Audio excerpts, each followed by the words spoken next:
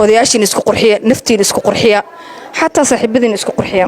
أنا أضيع معها لك صاحبها أساس قرحينا قبيسكي قفكي ما ركتا دبركيس أجر أنا قربنا وسقنا وقبيسنا وفي عنا لكن كستو ضد حاجة قعميد ما ركتا أضلك ودبر كان دقيقين ماشي نواي ما فاهمينه Royalty Cute Spa oo ah xarun loogu talagalay masaadka dumarka iyo sidoo kale qurxintooda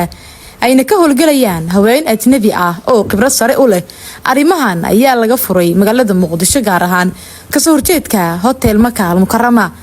furitaanka xaruntan ayaa waxa ka soo qayb galay maamulka gobolka Banaadir iyo mas'uuliyiin kale iyo sidoo kale haweenka caanka ka ah baraha bulshada kuwaas oo dhamaantood lagu soo wareejiyay qolalka iyo qaybaha ay xarunta Royalty Cute Spa ay ka kooban tahay oo si casri ah loo qalabeeyay maama canab oo ah la taliyaha arimaha haweenka iyo xafiiska duqa Muqdisho iyo gudoomiyaha degmada Cabdicasiis Ubax Saalax ayaa ugu horeen ka hadlay furitaanka xarunta masaajka dumarka ee Royalty Cute Spa waa guul iyo sharaf ay leeyihiin gabdhaha Soomaaliyeed ee yaryar ee xilligii wadanku burburay dhashay ama kadib dhashay wax ku bartay meel aan ka aadin wadankooda inay caawa carwadan oo meesha xaruntan oo kale ay ka furaan caasimadda Soomaaliya qaasatan gobolka Banaadir waxaan leenahay waa guul iyo sharaf iyo karaamo ummadda Soomaaliyeed ay leedahay waxaan leenahay Allah u barakeeyo waxaan leenahay ha noqoto tii wax wanaagsan oo aan xadgudub lahayn oo aan diinteena iyo dhaqankeena midna aysan dib ku lahayn inay ku soo kordhisay wadanka kana shaqeeyaan farxad weyn ay tahay sababtoo ah wixii aan dabadda u aadi jirnay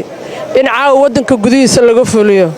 caawa indhahayga waxay saareen hot tub jacuzzi steam room sauna iyo qaybo kala duwan oo badan oo arkay waa sida dhabta ay tahay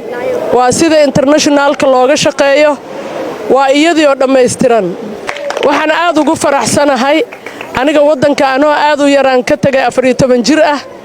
waqtigii aan yaraa meeshaan aan ka adeegan jirnay iidaha iyo markii la gaaro jidkan wuxuu ahaan jiray jidka ugu quruxda badnaa oo waxyaalaha casriga ah oo hadda ka muuqda laga heli jiray in la soo nooleeyo oo dib looga furo meeshaan aad hadda u jeedaan saalonkan intaan leego ka kooban qaybaha massage ku jiro spa ku jiro pedicure ku jiro hot tub ku jiro wax kasta oo international dadku markay daalaan ay u aadaan caaw waxay ku dhameystiran tahay magaalo madaxda Muqdisho caasimadda gobolka Banaadir u istaaga dhalinyaro wadankiina gabadhan riski ay qaadatay ayadoo wadanka waa la baqaaleeyay waxay gelisay qarashka intaas la eg way u dhabar adeegtay wadankay wax ku baratay wadankay ku dhalatay asagiyayna awoodeedii ay dib u gelisay kalsooniday ka mid tahay gabdhaha caanka ka ah aalada TikTok ee lagu casuumay furitaanka Royalty Cute Spa ayaa dhankooda sheegay in adeega xaruntan loo aadi jiray dalalka dariska ah balse haatan looga maarmayo waxaan maanta aad ugu faraxsanahay inaan ka soo qayb galo grand openingka Royalty Cute and Spa oo laga furay magaalada Muqdisho waxaana lagu furay wadada dabka gabar walba waxa rabaa in meesha ay maato isku qurxiso xamaamka dibadaha u doonan jirteen meeshaana laga helay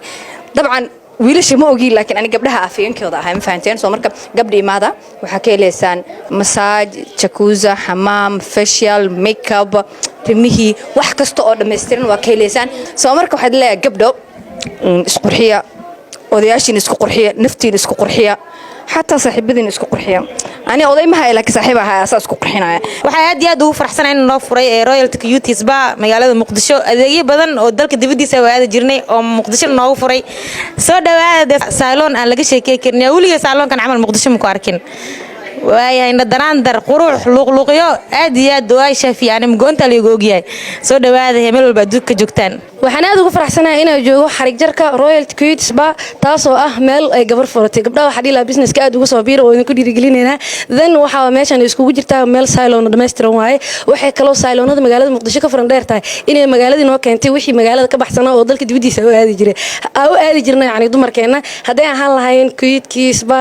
massage xamaamki jacuzzi waxyaabo badan zona waxyaabo badan oo yani dalka aan ka heli jirin oo dalka banaankiisa oo aadi jirnay ina maanta magaalada muqdisho dhexdeeda lagu keenay aad ugu dhiirigelinayna aad ugu faraxsanahay gabdhaha waxaan dhihi lahaa meeshiini waa meel kale hada idinka isbaqiilo macnaha idinka isciilan fahmino meeshu waa meeshiini halay maawada anu aan kaga sii horeeyay qabeeskii iyo qofkii maaragta dhabarkiisa ay gaarana gabdho badan waa sognaay oo qabeysana waa fiican laakiin kisto dad waxa jira gacmihiisa maaragta adag oo dhabarka aan dhaqi karin meeshiini waa ma fahmino insha Allah meeshaan ayno balana waxa ku faraxsanahay inta ka soo qayb galo caawa xirag jirka salonkeena Royal Cute and Spa waxa keenaysiin massage xamaam jacuzzi wax walba keenaysiin nails make up wax walba oo goor qurxinaysa keenaysiin insha Allah gabdhaha la soo dhawaado ana taageeraysiin xubin ka tirsan maamulka Royalty Cute Spa ayaa sharaxday ugu dambeyn adeegyada ay qabanayso xaruntan iyo baahida keentay furitaankeeda dhamaan bulshada ku nool ee Muqdisho waxaan idinku hambalyeynaa inaan idinkaga furnay Royalty Cute Spa oo ah spa-ga ugu casireysan ee magaalada Muqdisho oo ku yaalo nawaaxiga ee Muqdisho waxaan idin haynaa howlo badan oo saaluumanka hore u haynin oo magaalada dalka aad ka helaysiin oo u bixi jirteen magaalada banaanka hadee noqoto xamaamka Turkishka hadee noqoto massaging hadee noqoto everything oo iskugu jiraan waxaan idinka warsugeynaa inaa gabdhihiina quruxda badan meeshan imaan doontiin ana ka warhayn doontiin spa-ga wuxuu ku yaalaa wadada Maka al-Mukarrama gaar ahaan ka soo horjeedka hoteelka Maka al-Mukarrama ee dad walba wada yaqaanaan ee xamar ku nool marka soo wada dhawaado xaruntan ayaa noqonaysa midii ugu horeysay ee nooceeda laga furo magaalada Muqdisho waxayna dabooli doontaa baahida masaajka ee haweenka Soomaaliyeed ayaa Nuur Xirsi Shabeelle TV